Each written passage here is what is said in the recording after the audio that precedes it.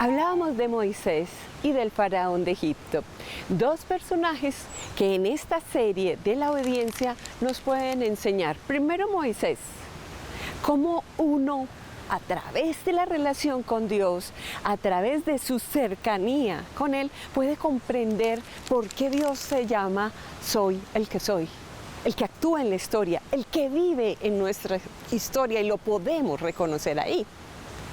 O el faraón, que es un personaje que no conoce a Dios, que no quiere saber quién es Él y que por eso no le obedece. Pero tenemos que seguir hablando de Moisés. Moisés comparado con el pueblo de Israel. El pueblo de Israel salió al desierto, 40 años en el desierto, pero no fueron liberados instantáneamente, no salieron de la esclavitud a la libertad de manera instantánea.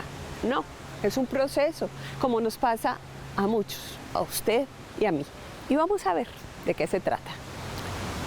El pueblo de Israel tiene que solucionar unas enfermedades de los que somos esclavos. Y en muchas oportunidades yo les he dicho que al pueblo de Israel le pongamos nuestro propio nombre. Vas a ponerle el tuyo, yo ya le puse el mío. ¿Cuáles son las enfermedades de la esclavitud? De las cuales tenemos que salir lentamente, como solucionando el problema, como asumiendo una vida distinta. Uno de esos es las quejas, quejarse. Números, capítulo 11, versículos del 1 al 3. El pueblo de Israel empieza a quejarse con Moisés y a decirle: no tenemos pan, no tenemos agua, estamos en el desierto. Y se quejaban por todo el tiempo quejándose, hasta tal punto que un fuego devorador devoró los alrededores de esa comunidad, de ese pueblo, de ese grupo. Como si alrededor de ese asentamiento hubiera fuego. ¿No te pasa a ti? ¿No pasa que muchas veces en la vida lo único que vemos es lo malo, lo que no funciona? Nos quejamos y nos quejamos y nos quejamos. Y lo que producimos alrededor es fuego. Nuestra continua desesperanza, nuestra mirada del futuro nublado. ¿Y cómo va a actuar Dios? ¿Cómo podrá actuar Dios en la historia si ni siquiera dejamos, plantados en un presente, desesperanzados, no dejamos a Dios actuar? Esa es una de las enfermedades de las cuales nos tenemos que sanar. Los que hemos salido de la esclavitud, de la dependencia, tenemos que sanarnos de las quejas. ¿Cuál es la segunda enfermedad? En Números, en el capítulo 11, versículos 4 al 8, le dicen a Moisés: allá en Egipto nosotros vivíamos mucho mejor que acá. El querer volver atrás, el desandar la historia, eso ya lo habíamos analizado con la esposa de Lot, que quedó convertida en estatua de sal. Así dice en Sabiduría, en el capítulo 10, versículo 7, ahí en el desierto hay una estatua de sal para que se recuerde las personas que no son capaces de asumir la vida.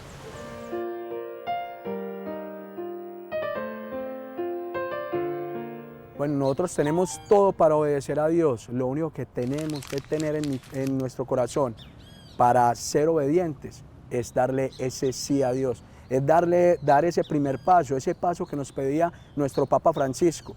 Entonces es simplemente eso, querer que nazca de nuestro corazón. Nosotros somos los dueños de nuestro corazón, tenemos la llave de nuestro corazón y nosotros podemos permitirle al Señor que ocupe nuestro corazón, que dé ese paso para habitar en nuestro corazón y de esta manera estar en obediencia con Él.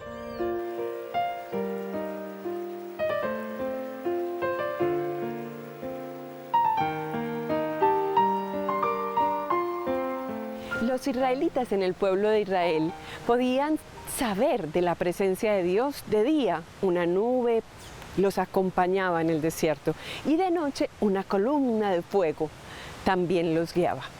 Pero desde que hicieron la tienda del encuentro, allí donde Moisés se encontraba cara a cara con Dios, una nube cubrió la tienda del encuentro.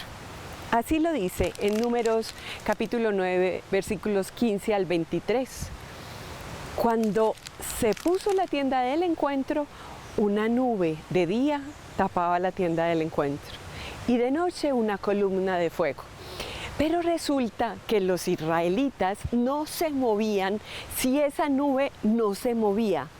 O sea, se quedaban quietos. Quiere decir que se movían, que dirigían su vida de acuerdo a la palabra de Dios, a cómo Dios los dirigía, los llevaba. ¿Qué pasa con nosotros en algunas oportunidades? No tomamos decisiones, no hacemos cosas que tienen que ver con la moda, con las hormonas, con los instintos, con lo que me digan los amigos, con lo que diga la sociedad, no con lo que diga el Señor. Este rasgo es un rasgo obediente del pueblo de Israel. Es más, dice Hermoso, si se quedaba un mes la nube quieta, ellos se quedaban quietos, sirviendo al Señor de acuerdo a lo que Moisés les dijera. Es la palabra que produce vida, que revierte situaciones, que hace la vida alrededor de una comunidad. El problema está en querer vivir bajo nuestro propio criterio. Tenemos que vivir despojados, desalojados, libres, para que Dios nos lleve, para que nos mueva el Espíritu, para que sean las mociones del Espíritu las que actúen en nosotros. Cuando nosotros nos instalamos en nuestros criterios, o bueno, cuando construimos alrededor de criterios que no son los nuestros, sino los de la sociedad, los del mundo moderno, los de, no sé, las redes sociales, lo que la gente nos está indicando que vivamos, el problema es que no es tu camino. Dios no te está llevando allá, pero si tú vives libre en las manos de Dios, moviéndote por su palabra, dejándote llevar por las mociones del Espíritu, con toda seguridad te llevará al mejor lugar.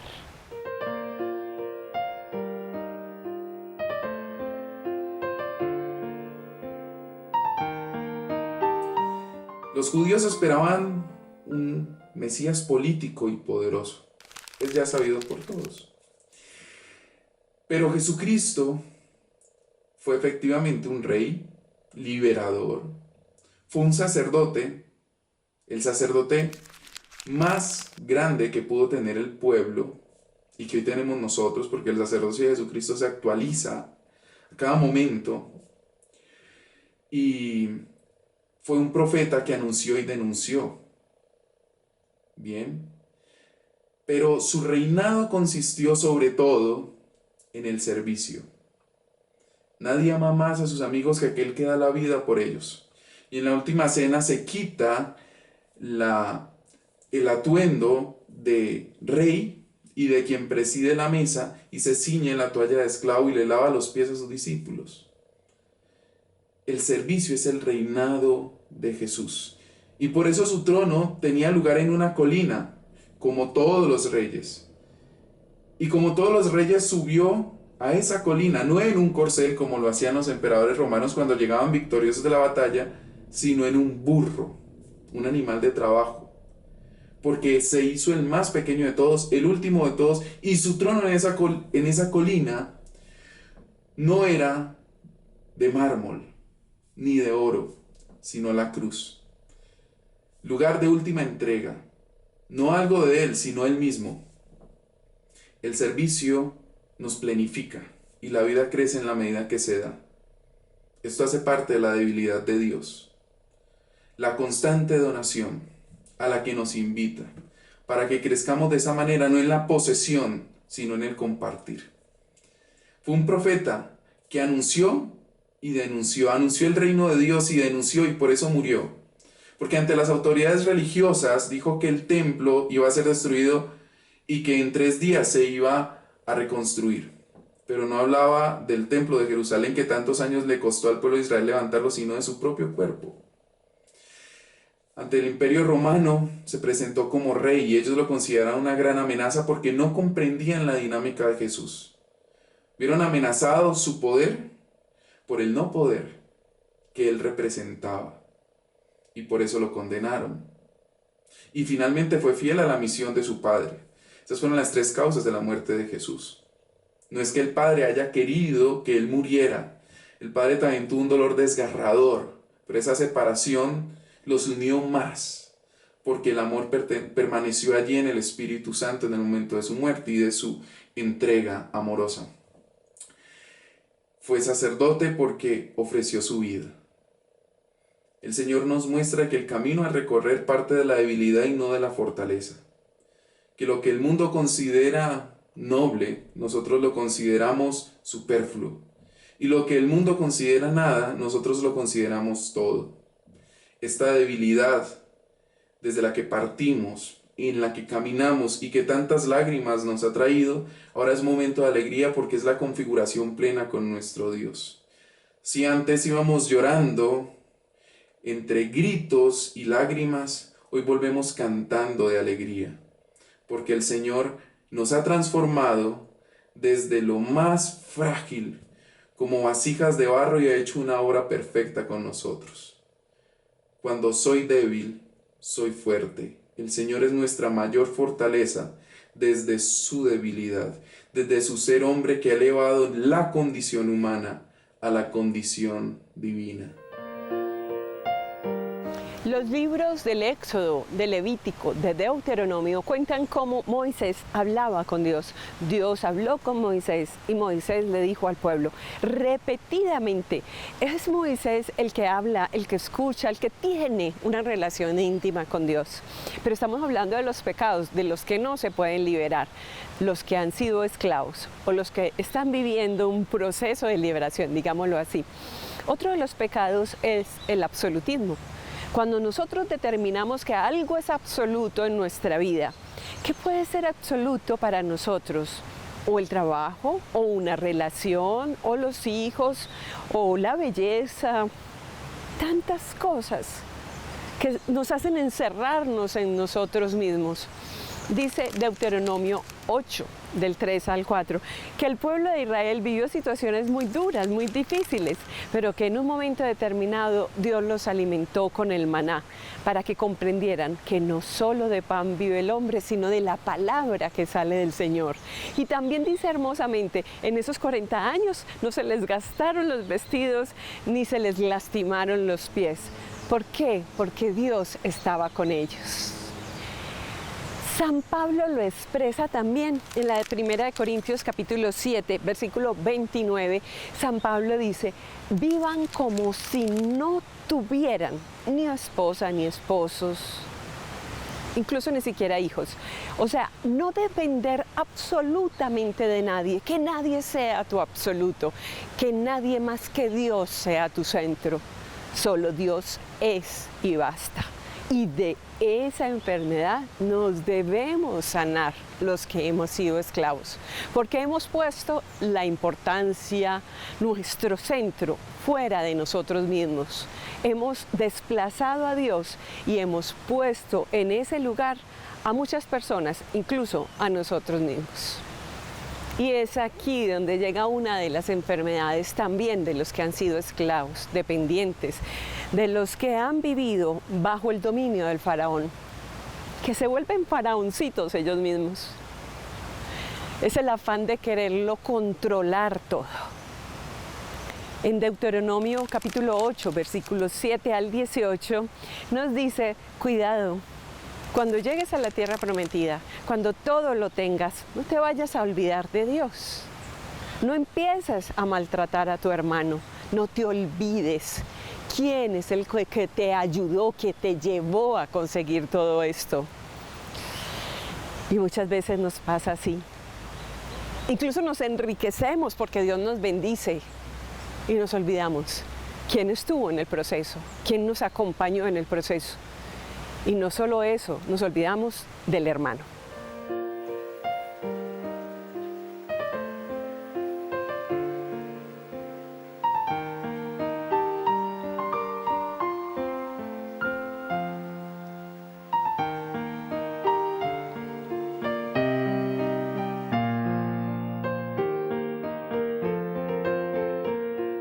Yo siento que la obediencia me hace muy feliz porque siento que estoy entregándole o devolviendo ese amor infinito que Dios me tiene. Siento que siempre voy a ir de la mano con Él cuando tomo esa actitud en mi vida de obediencia. Me hace plena, me hace muy feliz y me ayuda incluso también en mi vida diaria, mi relación con las personas que me rodean y lo más importante, que siempre estoy cerquita de Él. Aprendí que debo estar siempre dispuesta a escuchar. Las personas que me aman siempre quieren lo mejor para mí y debo volverme a pegar de Dios, pedirle Espíritu Santo que me ayude, que me ilumine, que uno no está solito en este mundo y tiene muchas personas que le pueden ayudar a recuperar su camino y su relación con Dios y que pues de la terquedad y del orgullo no queda nada bueno. ¿Qué hemos visto hoy?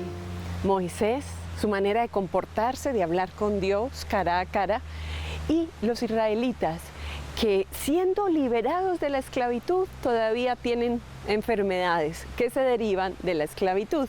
Recordemos, las quejas, el querer volver atrás, el vivir bajo su propio criterio, el absolutismo.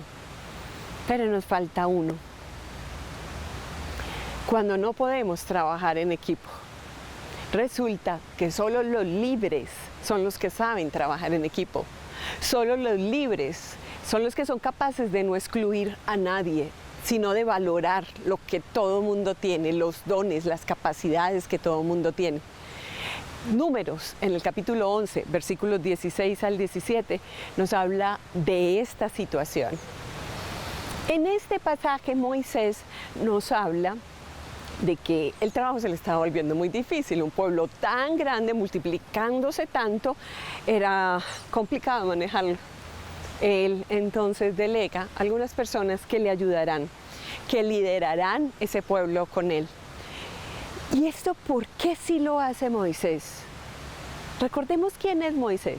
El que transparenta a Dios, el que lo conoce, el que sabe cómo es Él, que actúa, que siempre está ahí. O sea, es importante reconocer las virtudes que tiene Moisés. Por eso Él cree en las personas, porque cree en Dios y en sí mismo, porque confía en los otros. Claro, porque confía en Dios. O sea, esa es la manera como se comporta una persona que tiene comunicación directa con Dios. Ese es Moisés. Pero si nosotros no somos capaces de trabajar en equipo, es porque nos falta algo de comunicación con Dios. Muchos de nosotros hemos vivido procesos de esclavitud. Hemos pasado del dolor a la alegría, de la esclavitud a la libertad, de la muerte a la vida. Pero no es inmediato, no es instantáneo, no, son procesos. Tal vez viendo este programa has dicho, ¡ah! Yo estoy en alguno o tengo alguna de esas enfermedades. No te preocupes. Tú estás en ese caminar en donde Dios hace historia contigo. Y en la medida en que tú estés hablando con Él, dejándote guiar por las mociones del Espíritu que te llevan a donde Dios te dirige, tú vas a salir de ahí. No te preocupes. Tú vas a llegar a la meta, al lugar que Dios te tiene a ti. Este es Escrito para el Alma, un programa de Televid, en donde la palabra de Dios transforma existencias. Este programa lo puedes volver a ver o puedes recomendarlo a tus familiares o amigos, dándole me gusta, suscribiéndote al canal de YouTube y que seas uno de nuestros amigos y seguidores.